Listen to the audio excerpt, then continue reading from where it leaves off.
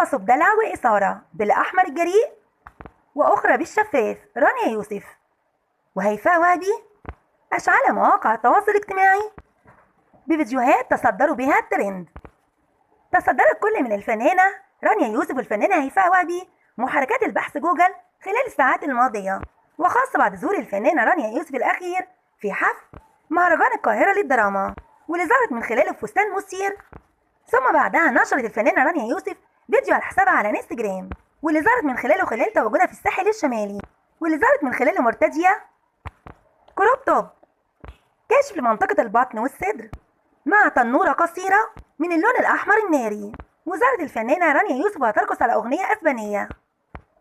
وظهرت إطلالة الفنانة رانيا يوسف أكثر جراءة، خاصة بعد ظهور الإطلالة من القماش الدانتيل، والذي كشف أسفلها المايو الأسود وفستان شفاف يشبه عروس البحر.